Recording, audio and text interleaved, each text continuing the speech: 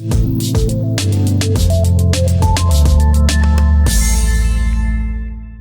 the heart of a shifting NFL offseason narrative, the Pittsburgh Steelers remain one of the most intriguing, and arguably one of the most confounding, teams in the league. With glaring questions still surrounding the most important position in football, they find themselves balancing between what might be and what must be done. Aaron Rodgers, with all of his Hall of Fame credentials and all of his infamous hesitation, continues to hover over the franchise like an unclosed chapter. Meanwhile, another storyline quietly brews in the background, one that might offer the Steelers clarity, stability, and a sense of urgency that Rodgers has yet to provide. It begins, quite simply, with this: why not Kirk Cousins? As Rodgers continues to stall, reflect, disappear, and then re-emerge with vague allusions to personal matters, the Steelers' quarterback situation remains frozen in time. Rodgers has reportedly had several interactions with the organization, from private workouts with DK Metcalf to closed-door meetings with Mike Tomlin and the front office. And yet, for all the smoke, there remains no fire. No contract. No press conference. No commitment. Just whispers, sightings, and more of the same cryptic silence that has become the Rodgers brand in recent years. Which raises the question, how much longer can the Steelers afford to wait? Because while they wait, the season creeps closer, and the reality of their current quarterback room becomes harder to ignore. Mason Rudolph, steady but unspectacular. Skylar Thompson, serviceable at best. Will Howard, a sixth-round rookie who may or may not be ready in 3 years, let alone 3 months. This is not a playoff-caliber quarterback group. And it's certainly not the group you build around after trading a premium draft pick for DK Metcalf, one of the most physically dominant receivers in the NFL. That brings us to Atlanta. More specifically, it brings us to Kirk Cousins, a name that might lack the flash of Rodgers but carries with it something that Pittsburgh needs far more right now: certainty. Cousins, 36, is in limbo. Signed by the Falcons to a 4-year, $180 million deal just 14 months ago, he was expected to be the short-term answer for a team desperate to escape quarterback purgatory. Instead, Atlanta shocked the league by selecting Washington's Michael Penix Jr. with the 8th overall pick in the 2024 NFL Draft, sending a not-so-subtle message that Cousins' days as QB1 were numbered before he ever really got started. That message came despite Cousins returning from a 2023 Achilles tear and managing a respectable 3,508 yards, 18 touchdowns, and 16 interceptions in 14 games.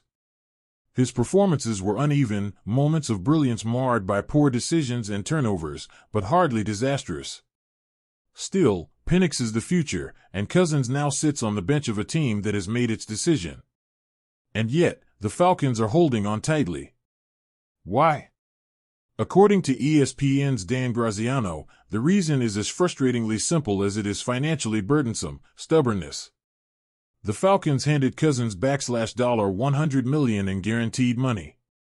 That's $100 million for a quarterback who, just over a year later, has already been replaced. Understandably, ownership isn't thrilled at the prospect of admitting that mistake so soon. Releasing him outright would be a public admission of failure. Trading him, particularly if it means swallowing a chunk of that contract, doesn't sit well either. To complicate matters further, Atlanta isn't making it easy. They reportedly asked any interested team to absorb a significant portion of the remaining $37.5 million in guaranteed salary still owed to Cousins. For many teams, that was a non-starter. The return being offered to Atlanta wasn't what they hoped for, and so Cousins remains in an awkward purgatory: not good enough to start, not cheap enough to unload. And that brings us full circle, back to Pittsburgh. Are the Steelers truly out on Cousins? That's what national reports have claimed. But to anyone watching the tea leaves closely, it seems just as likely that Pittsburgh is playing a leverage game. Leaking disinterest to the media, planting seeds of doubt, quietly hoping that Atlanta gets desperate enough to eat some salary or lower their asking price. This is classic NFL negotiation. And in that context, Cousins still very much looms as a real, tangible option. Because Pittsburgh can't go into the season like this. Not if they're serious about contending. Not if they believe Metcalf was worth the second-round pick they sent to Seattle. And certainly not if Aaron Rodgers continues to treat his football future like a philosophical exercise instead of a professional decision. Rodgers, of course, was supposed to be the answer. And for a moment, it looked like everything was falling into place. He visited the Steelers facility. He threw passes to Metcalf on a private field. He reportedly gave positive signs to those close to the team. But then came the now infamous phrase, "I'm working through some personal things." It's a line Rodgers has used before, and it's often the beginning of a long, drawn-out period of silence, speculation, and, yes, drama. The Steelers have done their best to remain patient. Tomlin has kept things close to the vest. General Manager Omar Khan has spoken about exploring all avenues. But the reality is clear, they are running out of time. The longer Rodgers takes, the less prepared the team will be. And if they wait too long, they might find that all their other options, Cousins included, are no longer available. So what would a Cousins trade even look like? At $37.5 million guaranteed, it's a hefty pill to swallow. But it's not impossible. Especially if Atlanta agrees to absorb some of that salary. Pittsburgh could offer a mid-round pick, possibly tied to performance escalators. For instance, a conditional third-round pick that becomes a second if Cousins leads the team to the playoffs.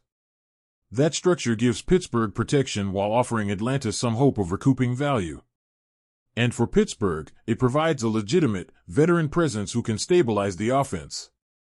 Cousins isn't Rodgers, but he's efficient, experienced, and capable of getting the ball to playmakers. With Metcalf, Roman Wilson, Robert Woods, and tight end Pat Freiermuth in the fold, not to mention a backfield that includes Caleb Johnson and Jaylen Warren, the Steelers would have one of the more balanced attacks in the AFC. Add in a top-5 defense led by T.J. Watt and Minkah Fitzpatrick, and you have a team capable of making noise. Cousins wouldn't be a long-term solution. But he doesn't have to be. He just has to be better than what the Steelers currently have, which, given the alternatives, isn't a high bar to clear. More importantly, trading for Cousins would allow the Steelers to take control of their narrative. They wouldn't be waiting on Rodgers. They wouldn't be feeding the drama cycle. They would be asserting themselves, making a clear decision, and giving the rest of the roster, and the fan base, a reason to believe in 2025. Because right now, belief is hard to come by. Every day that Rodgers delays, uncertainty grows. The team that looked ready to rise is now teetering on indecision. And while Rodgers might still decide to join Pittsburgh, the cost of waiting is growing steeper by the day. There's an old saying in football, hope is not a strategy. For too long, the Steelers have hoped that Rodgers will choose them. But maybe the smarter strategy is the one sitting on Atlanta's bench, wearing number 8, waiting for a team that's willing to give him the ball. Cousins may not bring the same headlines, but he brings answers. And in Pittsburgh, that might be the most valuable asset of all.